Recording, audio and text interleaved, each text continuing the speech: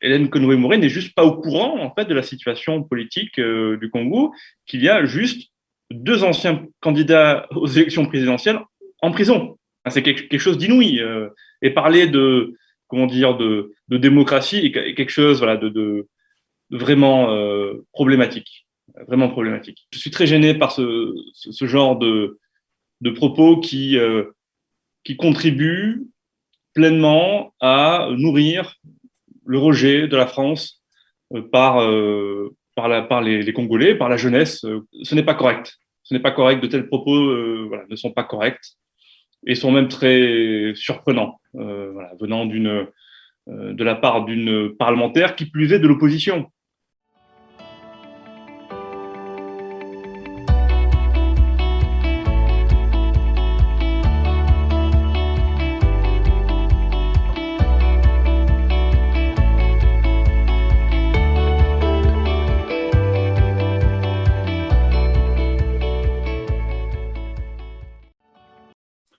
Bonjour ou bonsoir.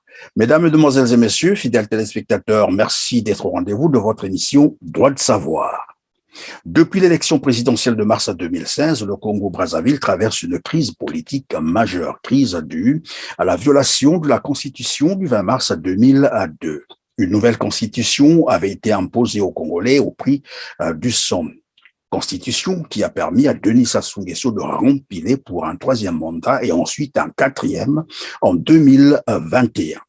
Le Congo-Brazzaville, c'est aussi les prisonniers politiques, à l'instar du général Jean-Marie Michel Mokoko et le député André Okombi Salissa. Le Congo-Brazzaville, il ne faut pas non plus l'oublier, c'est aussi la violation des droits et libertés fondamentaux, la confiscation de l'alternance politique, l'interdiction de manifester et de tenir des meetings politiques pour l'opposition. Malgré cette situation explosive d'ailleurs, une partie de l'élite politique française semble ne rien savoir. C'est ainsi que les Congolais ont été surpris d'entendre dire Madame Hélène Conway-Mouret, sénatrice française, que le Congo-Brazzaville est un modèle de stabilité et de démocratie. Nous sommes dans un partenariat, et un partenariat, c'est deux personnes qui ont peut-être des intérêts différents, mais des intérêts convergents aussi, sur lesquels ils peuvent avancer. Et donc pour cela, eh bien, il faut que nous le partagions, que nous avancions ensemble, et c'est dans cet état d'esprit que je suis venue, à la fois à l'écoute, mais également pour réitérer l'amitié et la place que le Congo finalement joue, le rôle qu'il joue et la place qu'il a dans la politique étrangère française. Le Congo, a-t-elle ajouté, est un modèle de démocratie. Votre pays est un modèle de stabilité, de progrès. On en parle donc aujourd'hui sur ce plateau avec monsieur Nicolas Leroux, secrétaire général d'un nouveau parti politique français, EDD, Éducation, Démocratie, Dignité. Bonjour Nicolas et merci d'être avec nous sur ce plateau. Bonjour Christian. Alors dis-moi, Sébastien Adoué, toujours président de votre parti? Oui, bien sûr. Il est président du parti EDD, Éducation, Démocratie, Dignité. J'en suis le secrétaire général. Et Julien Midali, mon collègue, est le trésorier. Et Julien sera candidat aux couleurs de EDD pour la 7e circonscription des législatives en Haute-Garonne, dans le sud de la France, pour porter nos couleurs. Et Sébastien Nadeau lui-même, il sera encore candidat, c'est ça? La fois dernière, vous nous disiez qu'il ne sera plus candidat. Voilà, Sébastien Nadeau a annoncé il y a déjà quelques mois de cela qu'il ne sera pas candidat à nouveau, pour des raisons qui lui appartiennent, des raisons personnelles aussi. Ce n'est pas un pur politicien. Il a aussi des considérations, je pense, de vie privée, envie de faire aussi autre chose, de s'engager différemment et de construire aussi le parti EDD. Et je sais que actuellement la France est dans la fièvre, bien sûr, des législatives de juin 2022, après la présidentielle qui a encore porté Emmanuel Macron à la tête de la France. On va en parler tout à l'heure, mais commençons par la visite de Madame Hélène Conway Mouret, sénatrice française, je l'ai dit tout à l'heure, qui était à Brazzaville et qui a déclaré en substance que le Congo était un modèle de stabilité et de démocratie.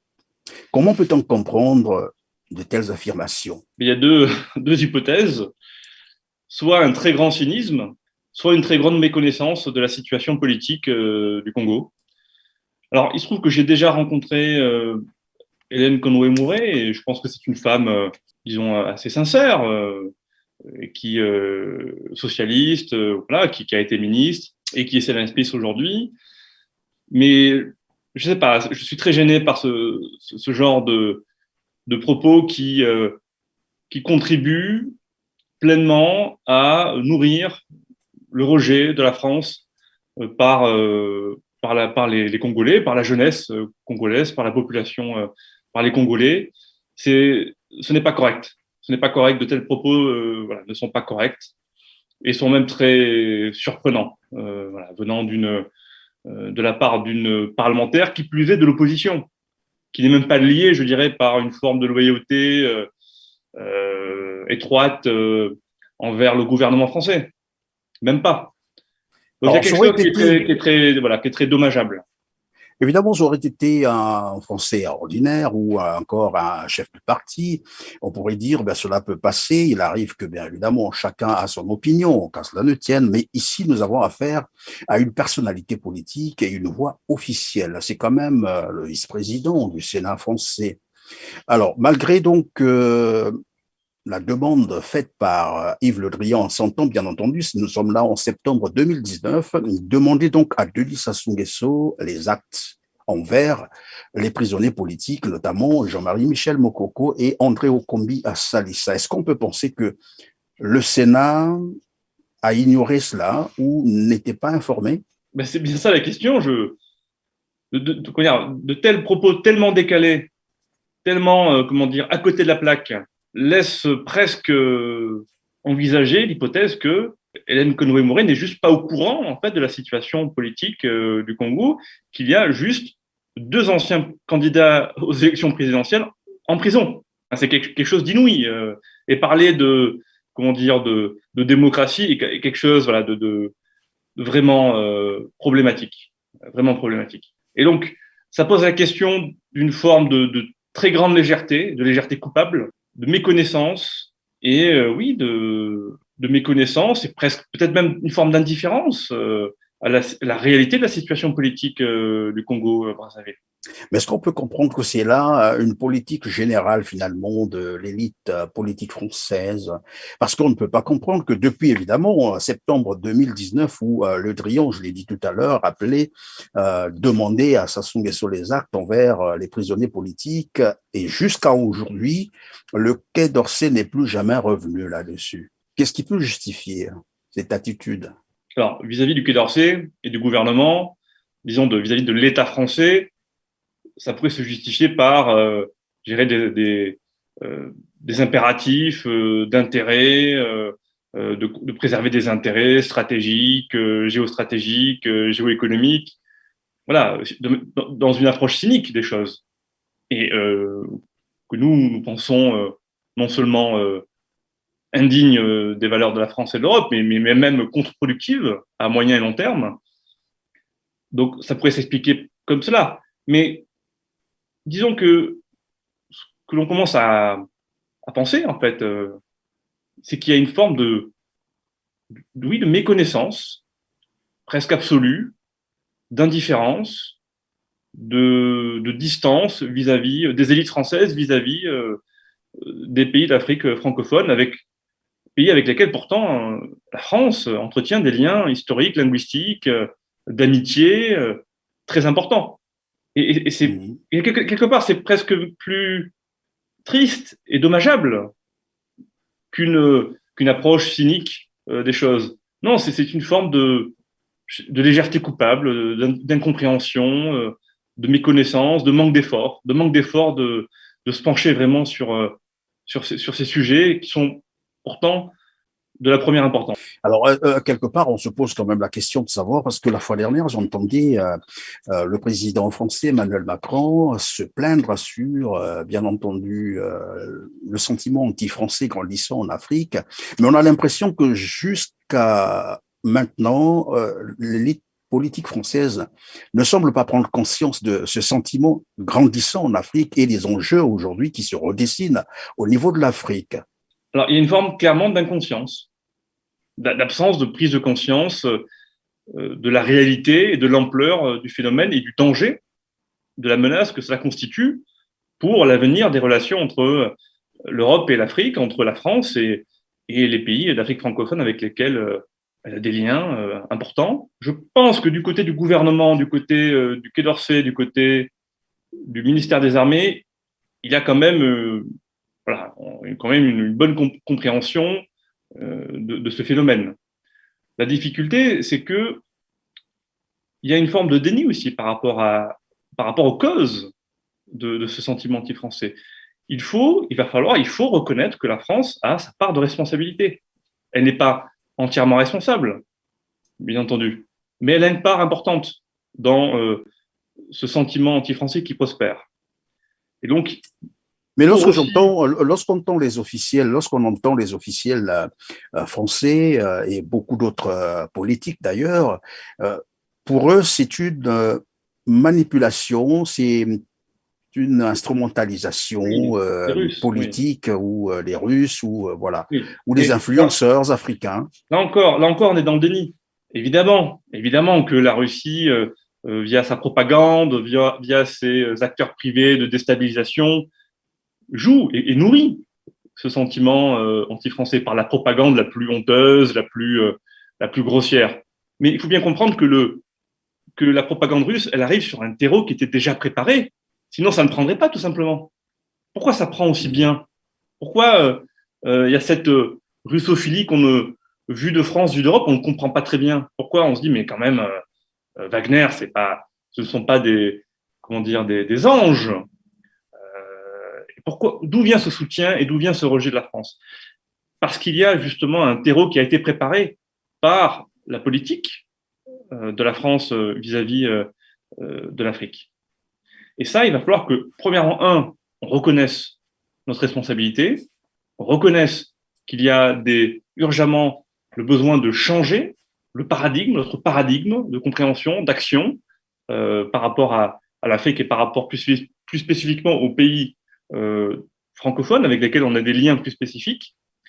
C'est ça le problème, c'est que tant qu'on est dans le déni, on n'arrivera pas à changer, en fait, tout simplement. Et donc, la première des choses à faire, c'est d'abord de reconnaître que quand Emmanuel Macron convoque un sommet qu'il baptise Afrique-France à Montpellier, où il est seul sur scène, mais que c'est justement cela qu'il ne faut pas faire. C'est justement cela qu'il ne faut pas faire. Vous voyez? Mais ça nécessite d'abord une prise de conscience. Et là, je crois qu'on a beaucoup de mal, mais nous, le parti EDD, l'Éducation, Démocratie, Unité, justement, nous, on considère que ces questions-là, ces questions du rapport entre l'Afrique et l'Europe, sont tout aussi importantes que les questions de politique intérieure française. Ça, c'est une affirmation politique forte de notre projet politique. Et comment donc vous entendez aborder ces questions-là, objectivement parlant? Tout d'abord en parlant, tout simplement, en les mettant sur la table. Sébastien Nadeau, dans son mandat de parlementaire, de député à l'Assemblée nationale française, l'a fait pendant 5 ans, avec constance, avec crédibilité, avec force. De la tribune de l'Assemblée nationale, il a interpellé très vivement le ministre français des Affaires étrangères, Jean-Yves Le Drian. Il a constamment pointé les contradictions, les manquements de la diplomatie française en Afrique, et notamment conduite par l'Élysée et le Quai d'Orsay. Sébastien Nadeau l'a fait constamment dans le cadre des réunions de la Commission des Affaires étrangères de l'Assemblée nationale. Donc, c'est un travail de fond, d'affirmation, de clarté. Ensuite, il y a aussi un enjeu, je dirais, de mobilisation des citoyens, de mobilisation des électeurs. Et nous, là, on a une élection législative française en juin, donc dans pas longtemps. On veut mobiliser, on a des premiers candidats, on a On a 4 candidats. Alors, à la fois, c'est pas beaucoup, mais pour un tout petit parti qui vient de se créer, avec des moyens, comment dire, un peu artisanaux, c'est un début. On affirme quelque chose. On essaie de mobiliser aussi, on y croit beaucoup, toute la diaspora franco-africaine, les membres de la diaspora franco-africaine qui ont la binationalité et qui constituent une force politique qui recèle en elle un grand potentiel politique, vous voyez, et qu'on veut activer, qu'on veut mobiliser.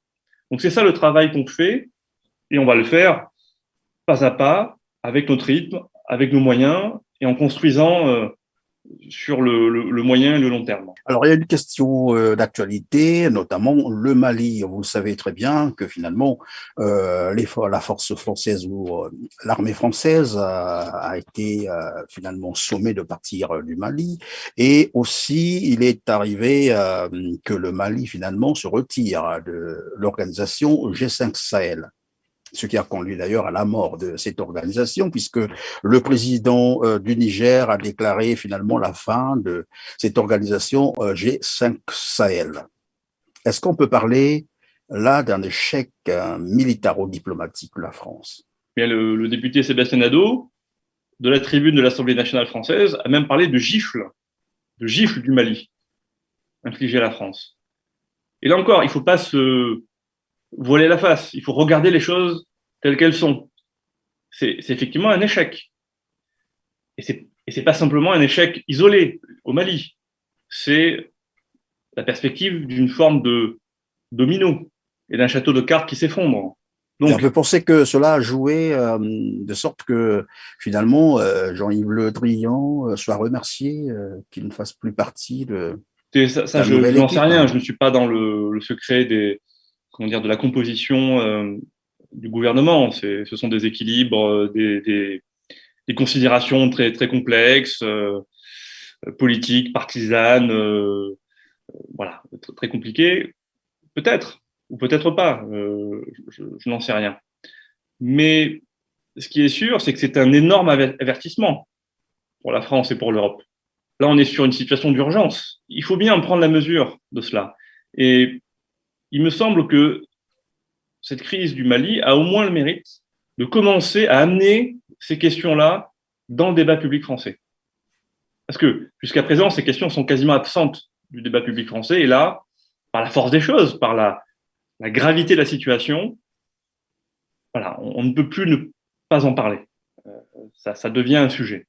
Et j'espère que dans les semaines et les mois à venir, ça deviendra un sujet central sur lequel il faudra se prononcer, sur lequel la nouvelle diplomatie française, la nouvelle ministre des Affaires étrangères aura à se prononcer. Vous voulez être député, c'est ça. Vous allez vous présenter à l'élection législative de juin prochain. Alors pas moi. Moi, je ne me présente pas, non. Vous ne vous présentez pas. Ah, d'accord. J'y ai pensé, j'y réfléchi, mais comme je vous le disais, on est un tout nouveau parti et quelque part, on apprend et on fait l'expérience des difficultés, je dirais, matérielles, administratives, financières de la démocratie. Mais pourquoi vous n'avez pas voulu faire quand même l'immersion? Pourquoi pas? Il y a la démocratie, on va dire l'idée, le principe, et puis il y a la réalité. Mais la réalité vraiment la plus administrative, ouvrir un compte en banque, trouver des financements, déclarer sa candidature, ce sont des choses qui ne sont pas simples. Et donc voilà, donc il faut aussi qu'on apprenne et qu'on accepte d'aller à notre rythme. Pour l'instant, on a 4 candidats qu'on peut financer, et on ne pouvait pas en financer beaucoup plus, tout simplement, au vu des finances. Alors moi, je ne serai pas candidat, mais je serai candidat suppléant d'une candidate qui s'appelle Sabrine Azouni et qui est candidate sur la 10e circonscription de l'Essonne. Donc, il y a notamment la ville de Grigny, dans le sud de Paris. Donc, je serai son suppléant. Et ensemble, on va essayer de porter notre projet devant les électeurs de cette circonscription. Alors, 4 candidats, pour quel poids politique au niveau de l'Assemblée? On verra le résultat. Même si, voilà, on ne fait pas non plus on reste réaliste en termes de chances d'obtenir un élu ou plusieurs élus. Mais l'important, c'est de commencer, c'est de créer une dynamique. Et dès le lendemain des élections législatives, on va, vraiment se réunir Vous vous pour projetez dans les construire. alliances avec les partis existants, non? On se projette surtout dans la construction de groupes, de sections locales du parti en France, en Europe, en Afrique. On réfléchit à ouvrir des sections en Guinée, au Congo, au Cameroun, parce que il n'y a pas de condition de nationalité pour être membre du parti EDD. On est vraiment dans une logique internationaliste. C'est-à-dire, est-ce qu'on peut être un peu beaucoup plus explicite? Un Eh bien, tout parti simplement, créé en France, on veut l'installer à travers l'Afrique. Comment expliquer cela? eh bien, on fait appel, on lance un appel. Je lance un appel aujourd'hui sur votre chaîne pour à tous celles et ceux qui se reconnaissent dans nos valeurs, de dignité d'abord, dignité des individus et des peuples, de démocratie, d'exigence démocratique. La démocratie, ce n'est pas que pour les Européens, c'est un principe universel. Et les Européens n'ont pas de leçon de démocratie à donner aux Africains, parce que la démocratie ne va pas très bien non plus en Europe, et y compris en France. Donc, tous celles et ceux qui défendent la démocratie, où qu'ils soient, rejoignez-nous, et on veut construire une force transnationale des deux côtés de la Méditerranée, parce que le combat doit se mener des deux côtés, Et apporter de c'est quoi l'espoir donc, et du changement. finalement, c'est quoi la philosophie politique de EDD? Eh bien, c'est d'abord l'éducation, par au sens le plus large du terme, c'est-à-dire l'école, mais aussi l'université, la recherche, la culture, la formation professionnelle, l'éducation à la citoyenneté. Donc l'éducation au sens large comme principal levier, pas le levier exclusif, mais principal levier du changement pour apporter le meilleur.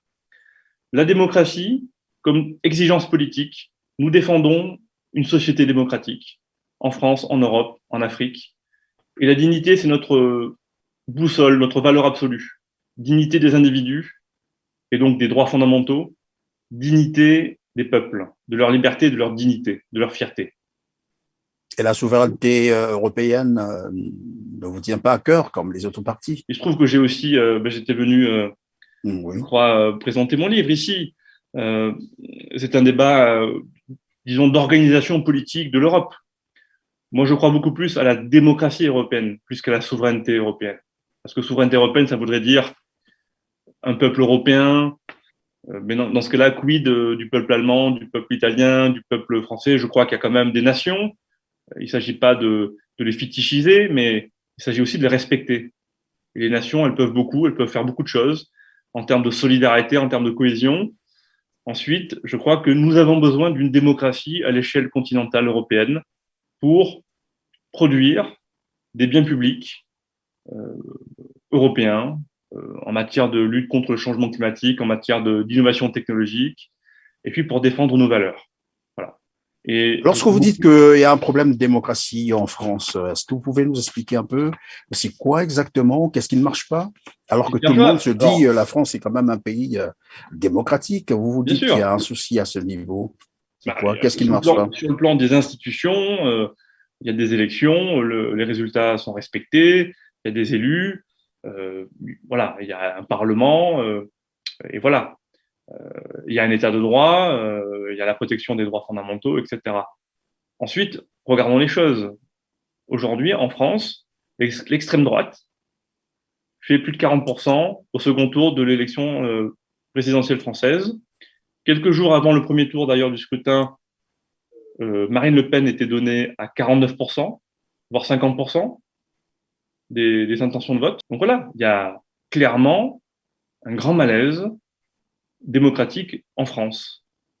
Et soit on est là encore dans le déni, mais dans ce cas-là, vous avez une forme de vague de raz-de-marée qui va peut-être franchir la digue et tout emporter, ou on regarde les choses en face et on essaie de comprendre d'où vient ce malaise démocratique et comment y répondre. Comment répondre à ces 42% de Français qui ont mis un bulletin de vote extrême droite pour l'élection présidentielle, c'est-à-dire pour la personne qui, à terme, occupe le bureau de l'Élysée et possède les codes nucléaires de la France. Vous voyez. Donc, il faut répondre à cela. Il faut répondre à cela. On peut revenir sur votre parti. Vous avez dit que vous vous préparez pour les législatives. Vous avez cité un candidat. Vous en avez 4. Vous avez dit. Les autres, c'est lesquels? Alors, donc, Sabrine Azouni pour la 10e circonscription de l'Essonne. Julien Midali, qui est aussi trésorier du parti EDD, lui, il est candidat sur la 7e circonscription de Haute-Garonne, une circonscription plutôt rurale. Nous avons Sandrine Lafarge, qui est candidate sur la 4e circonscription de Haute-Garonne, qui correspond à Toulouse, et notamment les quartiers populaires de Toulouse. Et puis, nous avons Baptiste Vasseur, lui, qui est candidat sur la 2e circonscription de l'Aude, donc en Occitanie. Probablement que vous avez quelque chose à dire ou un message tout à fait particulier à l'endroit, bien entendu, de ceux qui vous suivent. Je dis tout simplement, je lance un appel à toutes celles et ceux qui, français ou d'ailleurs non français, ont envie de participer à la construction du parti EDD, qui est un parti politique, mais qui se veut aussi être un parti, on est au-delà d'un parti politique, animer une réflexion, animer des lieux de rencontre, de convivialité, pour faire vivre nos valeurs de dignité, de démocratie, et de manière, je dirais transnationale, entre l'Europe et l'Afrique, voilà, ouverte sur les 2 continents, et de le faire ensemble. Et on appelle notamment ces binationaux qui portent en eux, dans leur biographie personnelle, qui portent en eux ces 2 continents. Et c'est une grande force politique qui peut faire de grandes choses. Et comment est financé le parti? C'est une indiscrétion, hein? Non, pas du tout. Tout simplement, pour l'instant, on va dire notre toute première cagnotte de départ, c'est le financement public rattaché au député Sébastien Nadeau pour sa dernière année de parlementaire. Parce qu'en France, on a la chance d'avoir ce système de financement public de la vie des partis politiques qui permet de limiter la corruption et de limiter aussi l'influence de l'argent privé, des grandes fortunes privées. Et donc, ça permet à des formations politiques d'être financées par l'État, par la puissance publique, en fonction de leur représentativité, notamment en fonction de leur nombre de parlementaires ou du nombre de voix d'électeurs, du nombre de voix qu'elles font aux élections législatives. Et donc, on a un petit peu d'argent voilà, par ce biais. Là, on commence à ouvrir les adhésions et les dons. Et donc aussi, on appelle voilà, toutes les bonnes volontés à adhérer au parti EDD ou à faire des dons. Et donc voilà, on va construire comme ça, sur nos propres forces et nos propres financements. En tout cas, merci Nicolas Leron d'avoir été avec nous. Je rappelle que vous êtes secrétaire général de EDD, Éducation, Démocratie, Dignité. Merci de nous avoir consacré votre temps aussi précieux. À vous aussi, chers téléspectateurs, merci d'avoir été avec nous. Merci d'avoir encore choisi votre canal d'information Télarc TV. Likez, partagez, et si vous nous avez rejoint pour la première fois sur Télarc TV, n'oubliez pas de vous abonner. On se dit donc au revoir et à très bientôt. Merci.